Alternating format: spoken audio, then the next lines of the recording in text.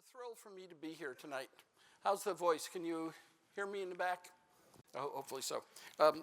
Actually, I guess I have my own microphone, so I don't need to be tethered to the podium, which is just as well. I'm thrilled to be here. I can't see you now because I'm blinded by the lights coming at me, but we'll bear with that. Yeah, I've heard many wonderful talks. I've had many wonderful times in this museum. I've attended conferences. I've attended talks. I've attended talks in this auditorium. I've attended talks in the Rainey Auditorium. I've never been the speaker before. And I must say, it is a thrill for me to speak in this auditorium where I've heard so many world-class speakers. So I ask your kind indulgence because I don't feel like I'm worthy. This is not the. I wonder what kind of an audience attends a talk on disasters. Catastrophes. What kind of people are you? Are you ambulance chasers? And I may disappoint you, this is not a talk on dinosaurs, although I'll certainly mention dinosaurs. Well, what is a catastrophe? I decided to do a Google search on the word catastrophe, and this is the first image I got. Is that a catastrophe? That's kind of a personal. The second image I got is this. There's a catastrophe. What is the common theme here? Well, it's experiential. Sometimes things go wrong. Well, as a matter of fact, I almost had a catastrophe this very morning. I live in rural New Jersey down in Salem County, and my wife was coming back from her Pilates lesson when I was sitting at the table trying to finish my talk, and she called me and said, "Peter, a tree came down across the driveway." And I couldn't get out, and she couldn't get in. So that was a serious situation. So that happened just late this morning. But living as I do in rural New Jersey, my neighbor and friend Dennis, who has a heart of gold, was over there within minutes with his chainsaw, and the problem was solved, and you see me here tonight. So for better or for worse, if it's for worse, blame Dennis. It's a funny thing. So, trees always fall down. I prepared this slide several weeks ago. And I was looking for a tree fall in the woods. Does it make a sound? And discovered, well, this story, not only did the tree fall, but somebody was actually killed by a redwood tree falling in California. When? On December 27th. So it seems like, this was not a catastrophe of global significance, but it was certainly a catastrophe for the person in question. I was trying to contrast a tree falling in the woods, which didn't bother anybody, and a tree falling in a house, which again is something of everyday experience. Hardly a week goes by in wintertime that you don't hear on the news of a tree somewhere in the neighborhood falling. But at any rate, so let's. I spent a lot of time in this talk talking about physical catastrophes. Now, as a geologist, I'm interested in the world, and I look at the world in certain ways, and I'm very impressed by. Well, first of all, we should all be very impressed by the beautiful planet we live on. There's no place else I'd rather live than Earth. It's beautiful. It's congenial. And by all means, let's do all we can to preserve this world. But it also has a characteristic that it's a very dynamic Earth. We live in a dynamic Earth, and the very dynamism of Earth causes problems, and it causes physical problems, and these are often aptly described as catastrophes. And these catastrophes have an effect on Earth. And part of the message is that nature is very powerful. We think we're in control of things. Guess what? we're not in charge. We're not in charge. So what the things that I consider catastrophes are physical events that are far more powerful than anything we can mount to counteract them. So this is, and there's also a very important approach to understanding the Earth and its history. And in geology, we call this the concept of uniformitarianism. It's the concept that the Earth has been shaped by the same processes that we observe today. So we look at processes that are going on today. We don't look for miraculous things to have occurred in the past. We look for physical things and project the effects of these processes over long periods of time. Another way of expressing this, beautifully expressed by Charles Lyell, who was the geologist who was such a great influence to Charles Darwin, is that the present is the key to the past. So we understand the world today, and we can understand what happened in the past. And when the science of geology emerged in the late 18th century and the first half of the 19th century, and James Hutton studied the rocks and realized that when you examine the rocks, you see endless cycles. There's no vestige of the beginning of the Earth's processes and no prospect that it will ever end. He saw mountains being eroded. He saw streams carrying debris away from the mountains, the streams washing into the ocean, laying down sediments. The sediments hardened into rock, the rocks uplifted into mountains, and the whole thing begins all over again, with no vestige of beginning, no prospect of end. So this should be very familiar. This is the world today, the continents just the way they're supposed to be. But guess what? They weren't always that way.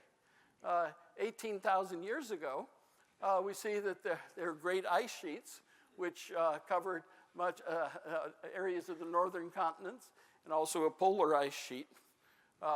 Fortunately, there's much less ice in the world today, but the ice has not disappeared altogether, as you know. 50 million years ago, oh my, things are quite different. Let's see, I think I have a laser pointer. Do I have a laser pointer here? Yeah, such as it is. Okay, so in the place of Europe, we see a great sea, but in the northern part of Africa, a great sea called Tethys, which ran from the position of the Atlantic Ocean across the Himalayas. There are no Himalayan mountains to the Pacific. So this great seaway. We see that India isn't even joined to Asia. There's no land connection between North America and South America. Maybe some archipelagos, but water flowed freely from the Pacific Ocean to the Atlantic Ocean, and then through Tethys back to the Pacific again. So a significantly different configuration.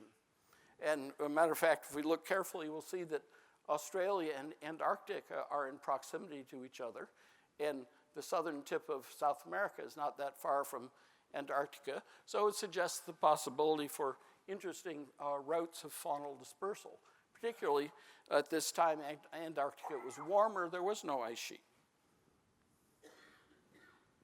So back in late Cretaceous, back in dinosaur time, 90 million years ago, look at North America and South America and Africa.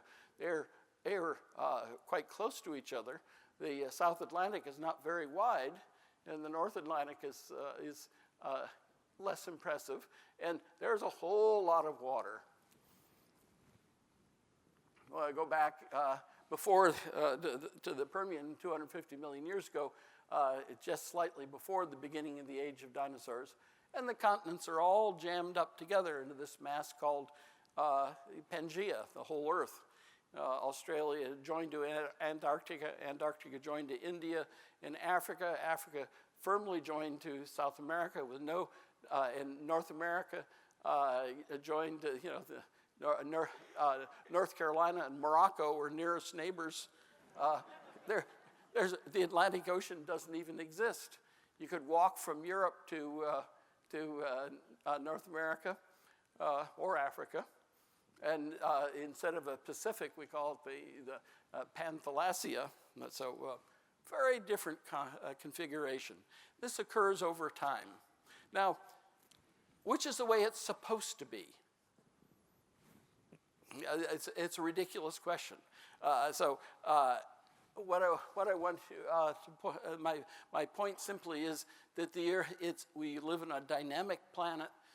Processes are continually going on. As a matter of fact, this is a terrible thing to do, but if we go back to the modern world, there is a mid-Atlantic ridge which runs right smack down the middle of the Atlantic Ocean, North and South Atlantic, and that the mid-Atlantic ridge is a site of spreading. It's a site of formation, volcanic activity, formation of new crust, and that crust is being conveyed westward and eastward, and that means that North America and Europe are continuing to separate from each other. And they are separating at about the rate at which your hair grows or your fingernails grow. Very slow, millimeters or a centimeter or two per year, but it's happening. Let me go back. There, I want to show you that 50 million years ago, what we call Florida today was completely underwater. So, and it may be underwater again before long. So my recommendation is don't buy Florida real estate. And consistent with this theme, that over time, the climate has likewise changed. There are times when the temperatures have been high and very hot and steamy. There have been times when the temperatures have been very cold, and these are times of glaciation. This is 545 million years ago. That's billions of years ago. So we're talking about a long span of time. Well, the age of dinosaurs is the Mesozoic. And the Mesozoic was generally very warm. Before the age of dinosaurs, the Earth was cold, and there was a period of glaciation. But after it began cooling, as we approached the end of the Cretaceous period, the end of the age of dinosaurs, and cooling temperatures was undoubtedly one among many factors involved in the extinction of dinosaurs. So it's not necessarily a single cause. And temperature continued to decline during the Cenozoic, the age of mammals. The Antarctic ice sheet formed perhaps 30 million years ago, and it culminated with worldwide, or not worldwide, but very extensive glaciation around the world during the past 2 million years. We still live in the Ice Age. The Earth is cold now.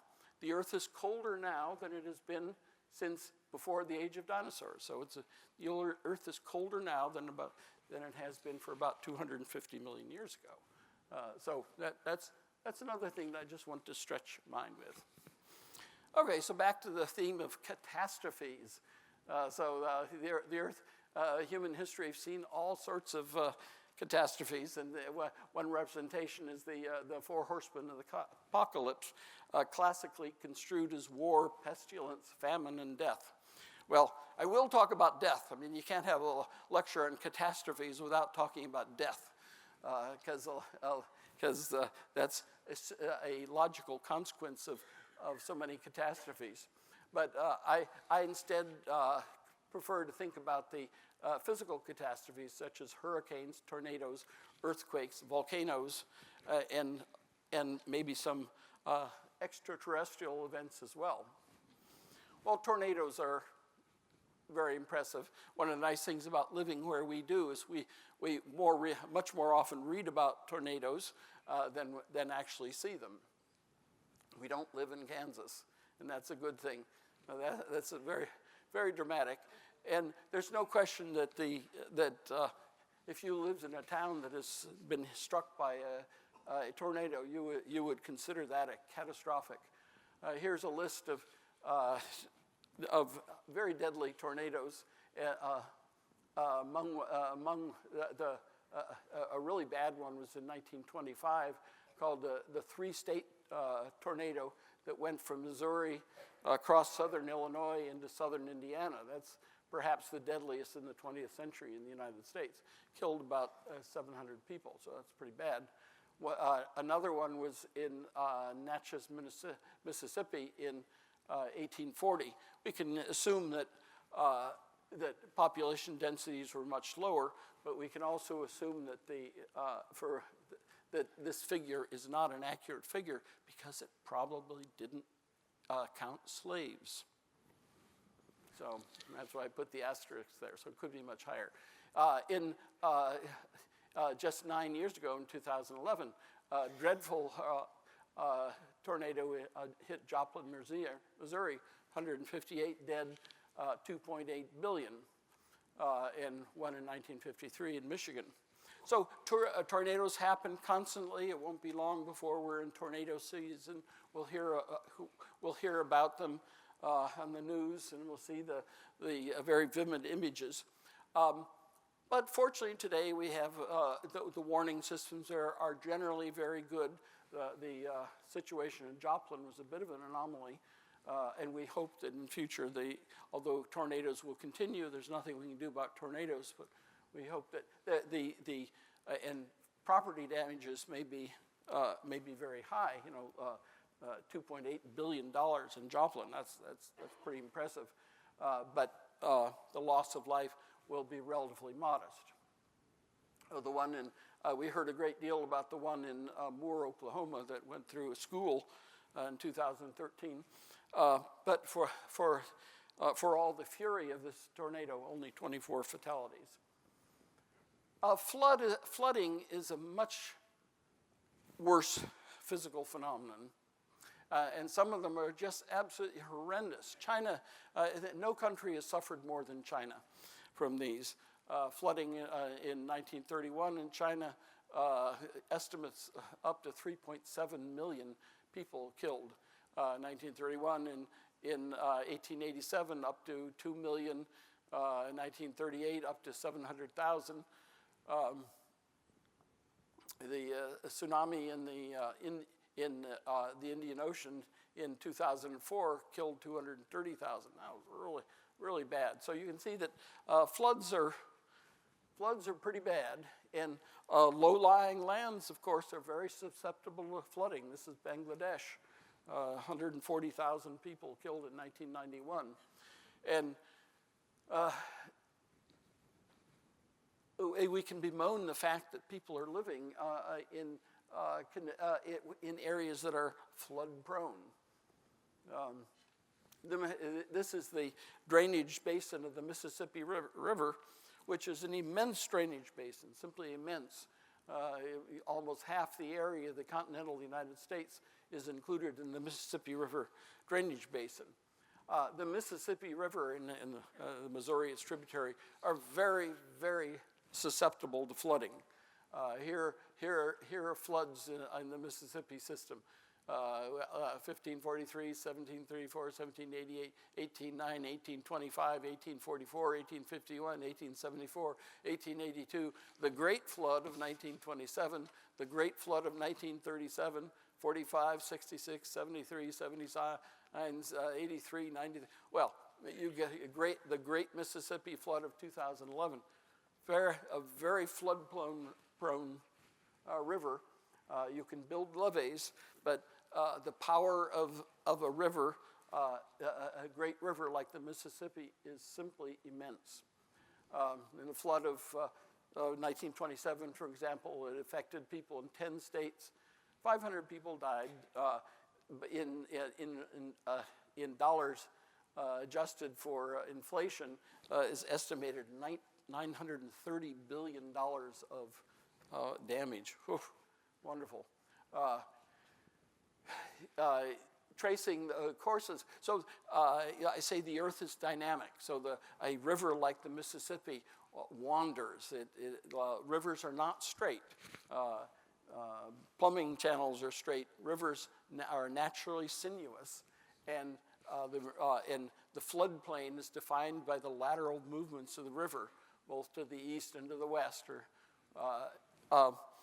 So 1,000 years ago, the Red Deer River and the Mississippi River in the 15th century, a certain configuration with the Red River coming in and the Atchafalaya River coming out.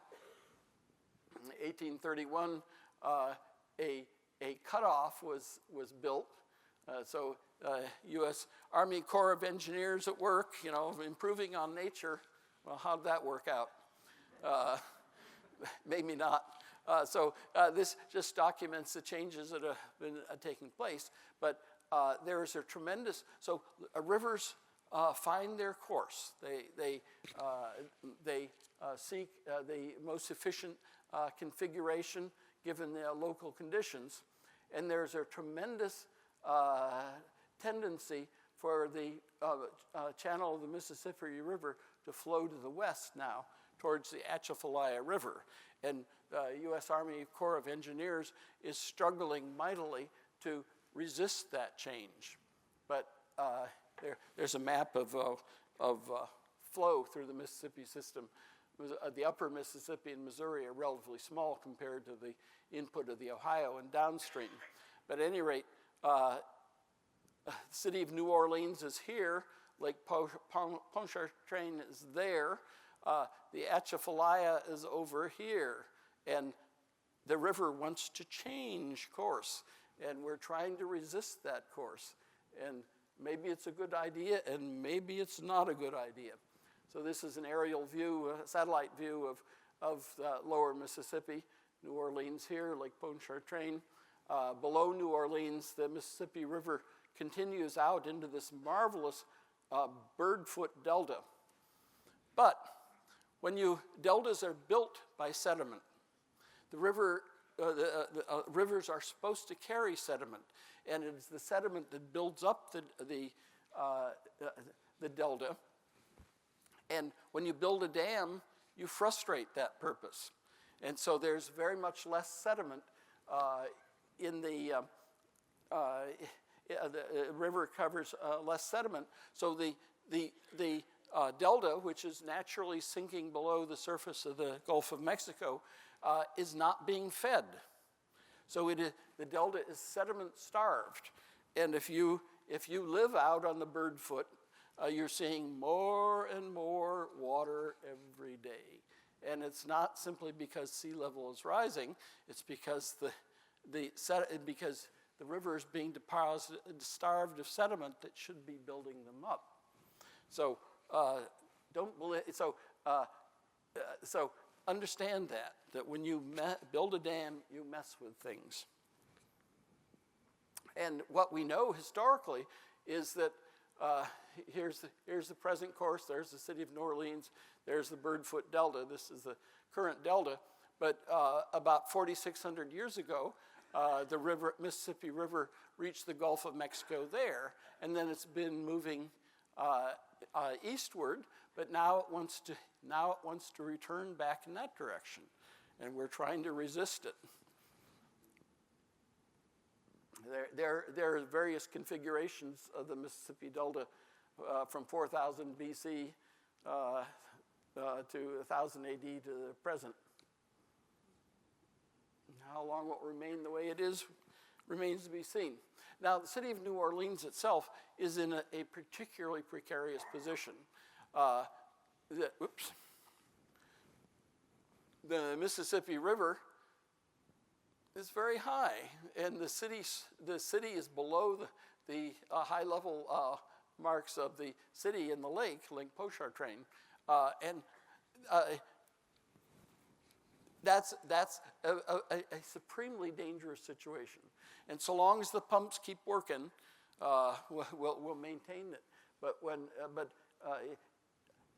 it's not smart.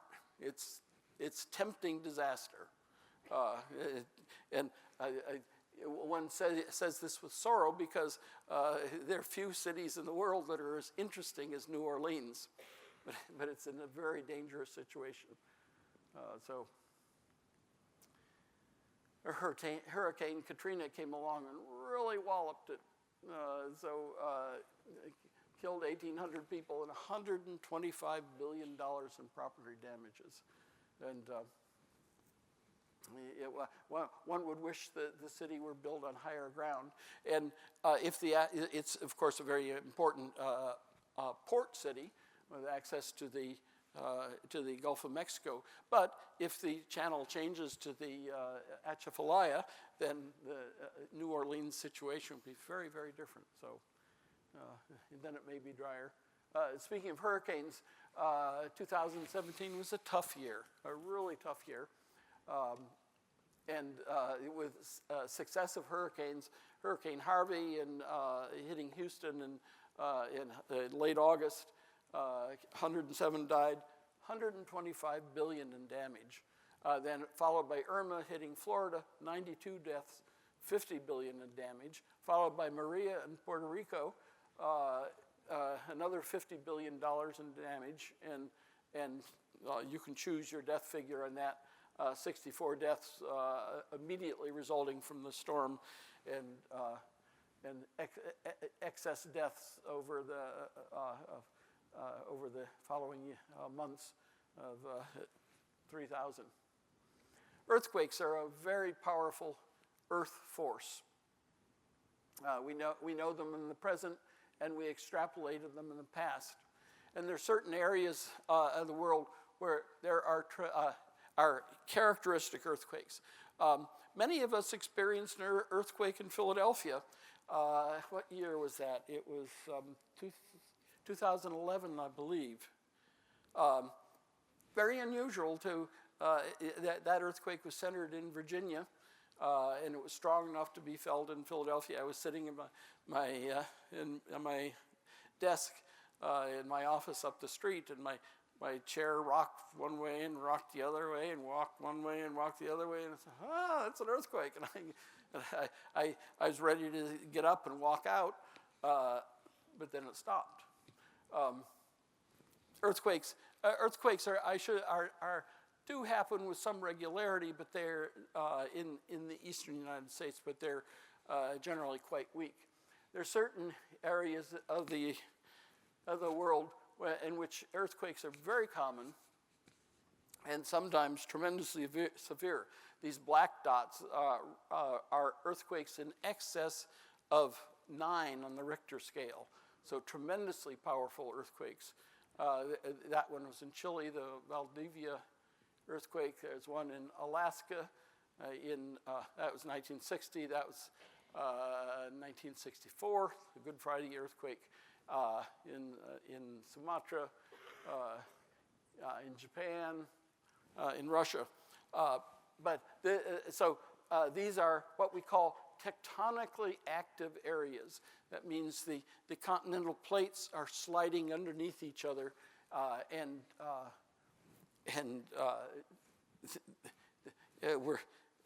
the Earth just rings with the vibrations from these shocks.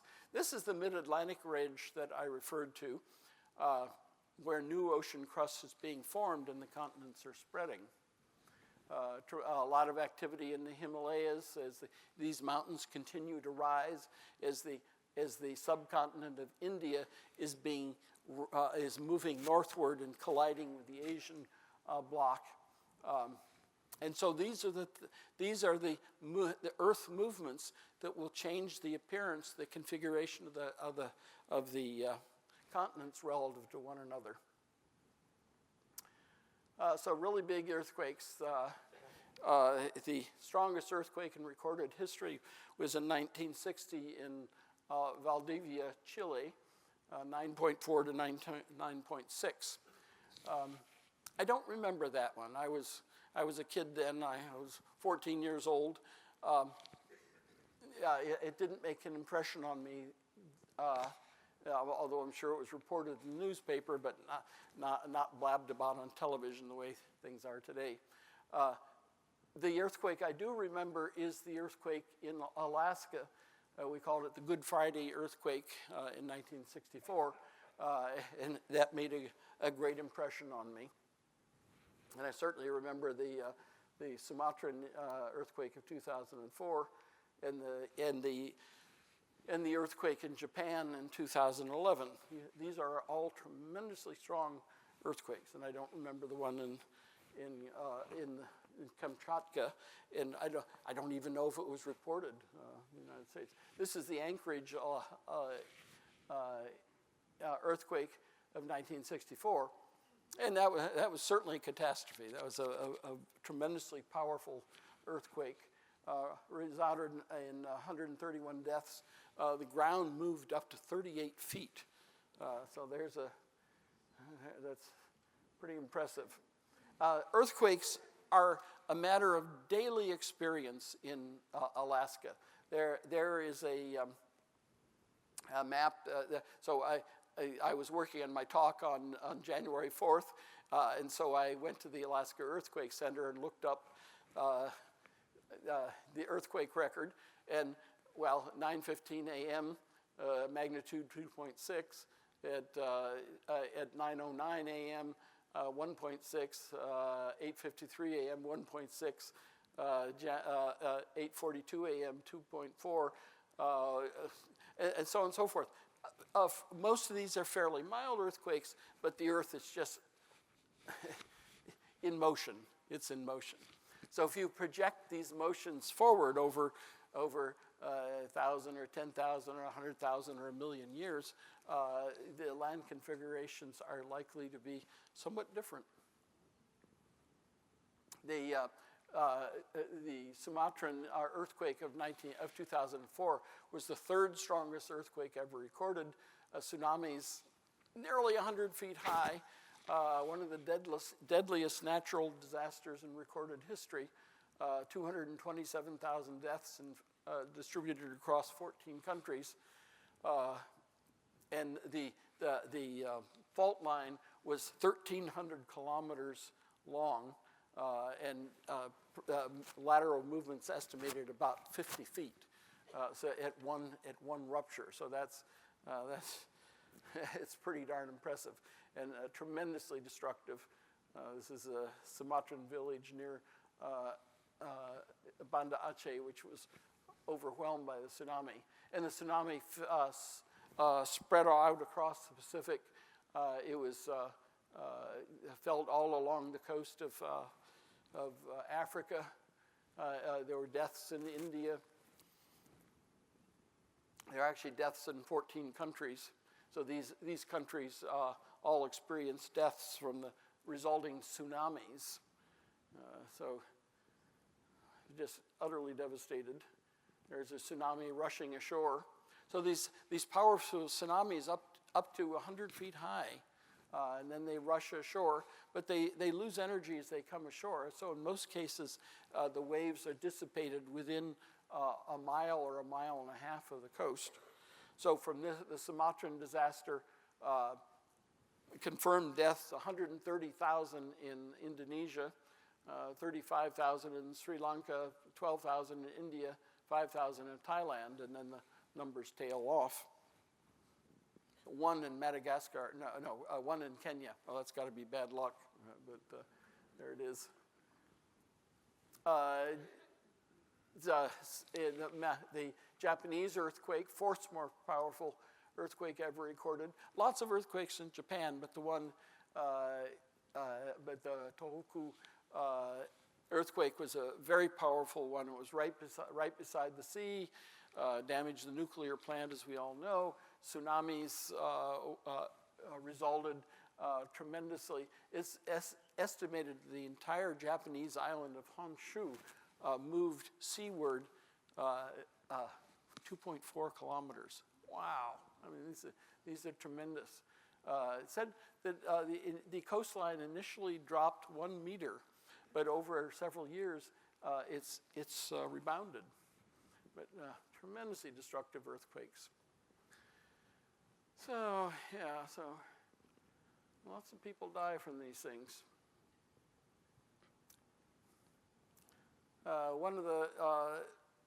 So this is, again, the Sumatran earthquake. And you see along the whole line island of Sumatra is tectonically very active, but the 2004 that was dandy. Haiti had an earthquake in 2010. It wasn't, the magnitude was magnitude 7. At the same time, Chile had a magnitude 7 earthquake. There are very few deaths in Chile because Chile does a lot of earthquake architecture, but Haiti did not has very little by way of earthquake-proof architecture and tremendous loss of life, and they're still recovering from that. A very famous earthquake is the San Andreas earthquake in San Francisco in 1906, magnitude 7.9. So that was a pretty strong bang. Did we know much about earthquake-proof architecture back then? No, we did not. So the San Andreas Fault is very close to the city, and it was very devastating. A lot of it, it said 80% of the city was destroyed, but fires were very important. There's the San Andreas Fault running the length of California and goes right through the peninsula of San Francisco and then out to sea. So the coastal slice of California is moving northward relative to the inland part. And Baja California is moving north. There's what the San Andreas Fault looks like from the air. Very visible, very, very evident geomorphic feature. And I was always impressed by this photo. You can trace the fault displacing trees in an orchard grove. Pretty nice. And there's a fence line which is displaced by the earthquake. So very important. Volcanoes. I didn't have much personal experience with volcanoes. When on the East Coast, volcanoes and volcanism are not subjects of personal experience unless you travel. But I was always skeptical of the idea that volcanism might have been a factor in the extinction of dinosaurs. I thought, well, really? But one had to be very impressed when Mount St. Helens blew up in 1980. It was, of course, in Washington State. It's 50 miles north of Portland, Oregon, and 80 miles south of Seattle, something like that. And here we had dust from Mount St. Helens, which it left a film on cars in Philadelphia. I mean, it was detectable all the way across the country. It was a very violent explosion.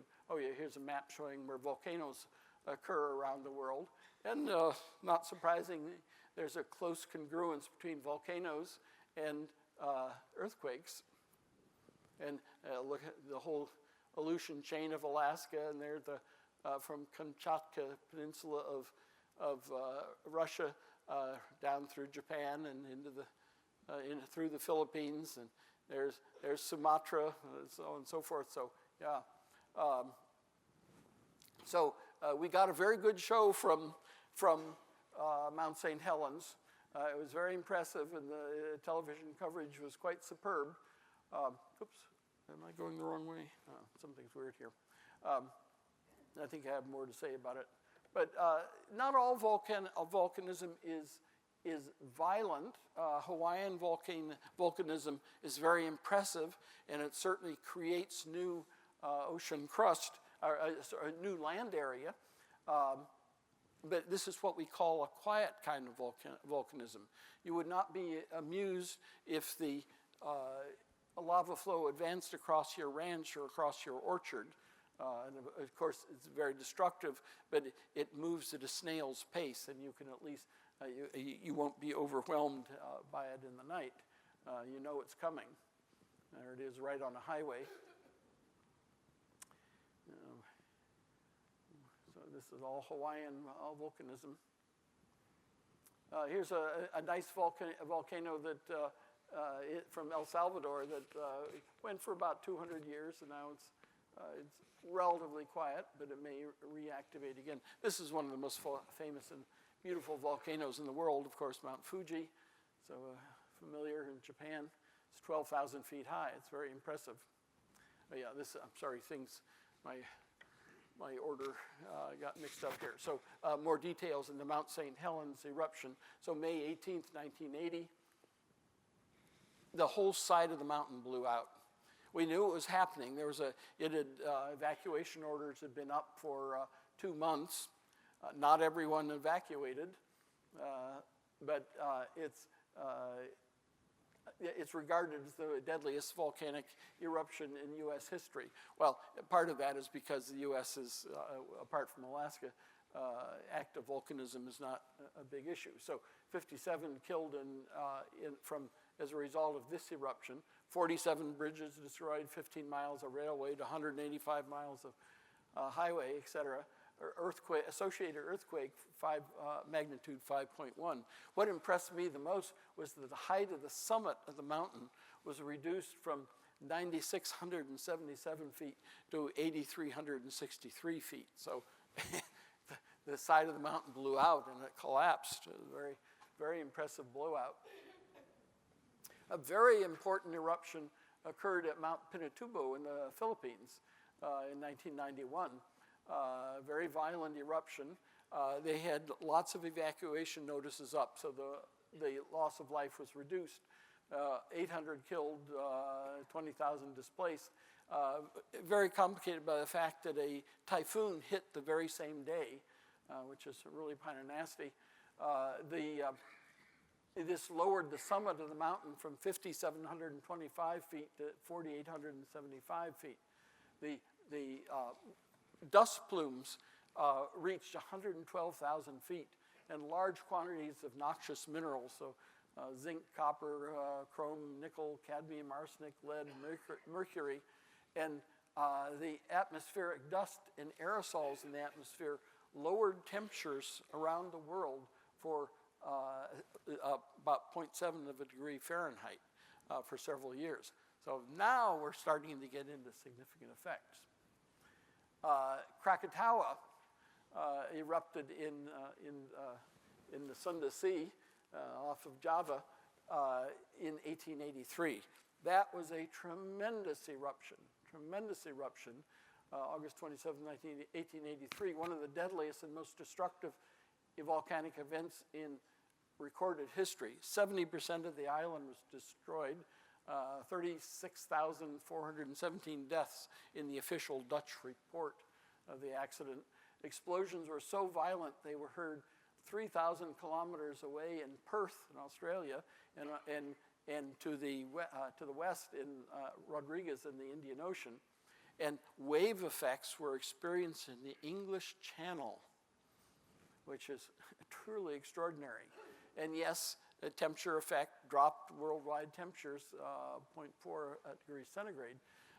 One of the climatic effects was that Los Angeles received 38 inches of rain in the following year. Can you imagine 38 inches of rain in Los Angeles? That's so wrong.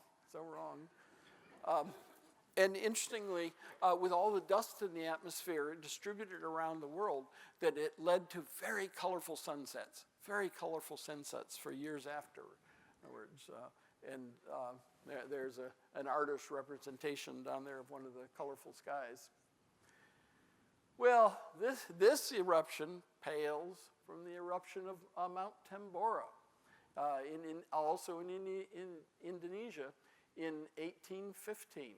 That was a tremendous eruption. There's the island of Krakatoa.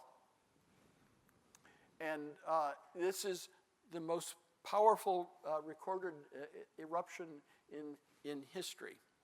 We know no other that is so tremendous. April 10th, 1815. It took nearly 5,000 feet off the top of the mountain. Tremendous. 71,000 people are reckoned to be dead, but there was a lot of famine. Whole villages were wiped out by tsunamis, lowered global temperatures by 1 degree Fahrenheit. It's regarded as the year 1816 was regarded as the coldest year since the Little Ice Age in 1400. 1816 is described as the year without a summer in North America and Europe. Crops failed, freezing temperatures. Albany recorded 6 inches snow, and it recorded snow on June 6th, and Quebec City had 12 inches of snow on June 10th. So there were widespread crop failures. So when you have volcanoes of this magnitude, then you've got something that could potentially have significant effects. Now here's a ranking of the eruptions we've been discussing. So Mount St. Helens, just a little, hardly registers. Mount Pinatubo, these are, I think the units are cubic miles, 5 cubic miles of material. Krakatoa, 18 cubic miles of material. Tambora, over 100 cubic miles of dust in the atmosphere. Tremendous effect. So now we start to see that how, if you had a series of coordinated volcanic eruptions, you might have a mechanism for that could have biological effects. Typical eruptions we've been discussing last are measured in days. Flood basalts are eruptions that last millions of years and build up huge deposits. There's certain areas of the world that are characterized by vast flood basalts. One of them is in Washington State. So the Siberian traps were emplaced about 250 million years ago, and have 4 million cubic miles of kilometers of material. The Columbia River flood basalts of Washington State, primarily. I guess you get into Idaho. Much smaller, very much smaller, and fairly recent. So the Siberian traps were 250 million years ago. The Columbia River basalts between 6 and 17 million years. Then a very interesting volcanism in the Deccan traps of India, which are volumetrically 500 cubic kilometers of material. But the timing of the eruption is very interesting, very interesting. So the Siberian traps were at the boundary between the Permian and the Triassic, and are implicated in a major extinction at the Permo-Triassic boundary. The Deccan traps happen to correspond very nicely with the extinction of dinosaurs. So we know that extinction occurs in certain pulses. There major extinction 445 million years ago, one in the Devonian, one at the end of the Permian that we mentioned, and one at the end of the Cretaceous when dinosaurs disappeared, in a weaker pulse at the end of the Triassic, which may have benefited dinosaurs. So there may be a correlation with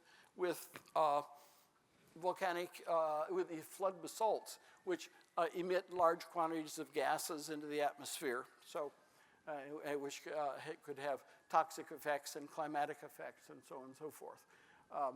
It's annoying when you can't put your finger on a cause for extinction. With the extinction of dinosaurs, the conditions are a little better. The prospects are a little better. Permo-Triassic extinction, we can say it correlates with the emplacement of the Siberian traps. We're not sure that's the causal effect. It's hard to get the smoking gun, but we do have smoking guns in terms of impacts. We know that things come from space and hit the Earth. There's the meteor crater of Arizona, which is a small crater. It's about 1 mile in diameter from rim to rim, and that just occurred a few thousand years ago. But many places around the world, there's some quite large craters. The Ries crater in southern Germany is a very impressive structure, 30 kilometers across. There's the Manicouagan crater in Quebec, and that impact occurred 215 million years ago. Problem is with many of these impacts, there's no extinction signature. We rarely find the correlation with extinction. However, the exception is with Chicxulub in Mexico. Here we had a very important impact, and it occurred right at the end of the age of dinosaurs, just about 65.6 million years ago. And it was a spectacular event. It was an impacting body about 6 kilometers in diameter, which caused a crater more than 100 kilometers in diameter, or 200 kilometers, more than 100 miles in diameter. And this corresponds very nicely with the end of the age of dinosaurs. So these are the last dinosaurs on Earth, and they looked up and they saw this thing, which was quite bad news. There is evidence of impact associated with the Chicxulub impact event. There's a crater. There's a suite of minerals. There's volcanic glasses, and there are deposits related to tidal waves, which are called tsunamites. So this is such a deposit from Texas, which is coarse boulders carried by tidal waves. There's a recent report of such a section in North Dakota that appears to be which they relate to the Chicxulub impact. So the impacting body is 10 kilometers, and only 2 known craters are larger. The annoying thing about the Chicxulub crater is that it's 1,000 feet below the surface, and so it's never been seen. It's been detected. It's been detected with geophysical methods, and it's been drilled, but it hasn't been observed as a superficial feature.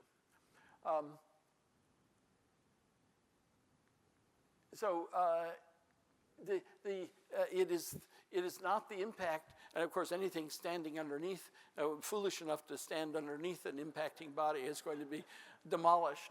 But otherwise, you're not killed by the body itself, but you're killed by all the meteorological effects, and especially dust in the atmosphere, which would cause temperature drops and interfere with plant growth. One of the annoying things is that the impact was in the Yucatan Peninsula, and we have evidence for extinction of dinosaurs in North America. But the darn thing is, we have so little information from the rest of the world. The fossil record is really poor. The fossil record in Western North America was very good at this time, but very poor elsewhere in the world. So it's very hard to say with certainty, yes, it was this way. There are papers being published right now. Well, this was 2016, arguing that the dinosaurs were in decline for millions of years, and it wasn't necessarily a terminal event. But this is also published in the same journal, PNAS, Proceedings of the National Academy, documenting more of the events. But in any case, dinosaurs are gone. And this reminds us that when an extinction occurs, there are winners and there are losers. The dinosaurs lost. The fur balls won. And that was that's from a very selfish point of view, that was not necessarily a bad thing. So there can be a creative aspect to extinction.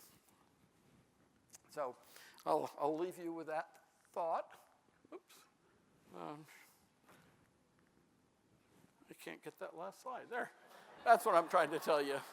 All right, thank you.